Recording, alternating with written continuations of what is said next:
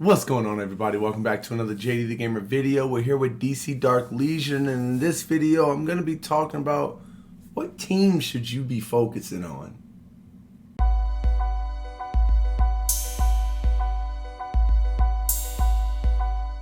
Okay, so for this video we are actually going to talk more so, I would in my opinion, more so towards newer players, okay? Because when you start off in a game, man, it gets very overwhelming really fast, and there's a lot going on, a lot that you can do. I don't know why that's like that. Sorry, that was annoying me. There's a lot of different things you can do in the game, a lot of different characters you can build in the game. So, you know, it can be overwhelming, and I see that. Now, I will tell you, me personally, what I'm doing right now is I'm really focused on my Superman family. Right now, I got my Superman at full gold stars. Next time he comes around, I plan on trying to max him out, getting them all to full red stars. And then I have his legacy piece, and it's up to 5 white stars right now, with complete tagged out gear on him. And if we keep going down, Supergirl, she's full blue with her weapon or her legacy piece at 3 white. And, you know, I got some work to do on her gear, but she's looking pretty good. Then we have Superboy. He's the lowest one so far in my Superman family at 2 blue stars. I'm 1 away from that 3rd blue. And then I need to get I'm saving right now for his legacy piece. So that will be the next part. And then again, got to work on some gear. And then my Crypto, the last character in the Superman family at the moment, full gold stars. Again, just like the others, got to work on that. He does not have a legacy piece that's specific to him because he is not a Mythic Plus, but I enjoy the Star Heart Staff. I think it's pretty good. Gives him energy gain bonus, which allows him to use his ultimate more frequently. And then it gives extra attack bonus and physical and spiritual defense to all of his allies that are near him when he does his ultimate. So I think the Star Heart Staff is pretty solid for him. Now, the reason why I would not recommend this team for an early player, or even like an early to mid, I'm not going to say mid, but early to mid, is because initially, for the most part, unless things have changed, when you start off an account, Superman is your first bleed character. He's the one that's on he's the original bleed character. He's the one that you can pull, and by bleed, that's in the recruitment right here. It changes every so often, every month or so, or 7 days for this. You know, every couple weeks to a month it changes. But Superman is your starter. But after that, it's going to be a long time if it goes in order for you to get Supergirl, Superboy, and Crypto as well. But Crypto's he's a little easier to get, but still difficult because you missed the event that was surrounded around him. Although I don't know if they would replay it for newer players. I'm not sure how that goes.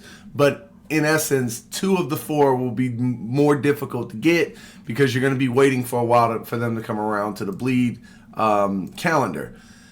The team I would recommend for early game players that I think is much easier to get would be the Arkham's team. I was going to say Arkham Asylum. Arkham's Most Wanted team. And the reason that is because I believe, if I remember right, Joker is the 2nd bleed character after Superman. So if you skip Superman, which I wouldn't recommend, Superman is really good.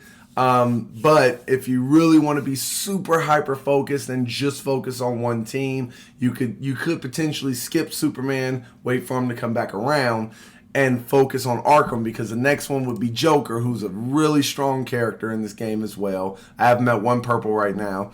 And then after him, I believe, if I remember right, it was Scarecrow, who is also part of the Arkham's Most Wanted. So now you have 2 of the main characters you need for Arkham's Most Wanted team. Now, the next part of that team, which is pretty simple to get because you can pull her easily and then star her up pretty easily, is going to be Poison Ivy, which then again gives you another Arkham. So now you're up to 3 which gives you 20% extra accuracy and 10% extra HP. The accuracy is amazing for Joker and Scarecrow because they need to land their different moves. So now you have two amazing characters in Joker and Scarecrow, and now you have your healer, who is still, in my opinion, one of the better healers in the game. Now, we've had more healers into the game, like Queen Hippolyta, Crypto, Raven. Like, there's a lot of more. Mira's a legend character that's pretty solid at healing. But Poison Ivy is definitely still up there among one of the best. And then another character that you can utilize for your Arkham team is going to be Bane. So now if you get Bane, now that's 4 characters, 25% accuracy and 12% HP. All good stats for everybody. Bane's a solid character as a Mythic, not a Mythic Plus. A little easier to star up than the Mythic Plus. And he can hold his own, and he helps the Arkham team. And then, you can round it out later on with your 5th character. There's characters like Catwoman, that's a part of the Arkham. I could just do this, yes, I know. But I was just trying to scroll through my teams there.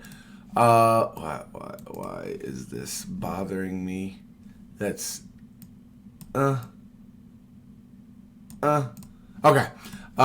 So the Arkham team right there. You can eventually get Two-Face, who's also a pretty solid character in the Arkham team.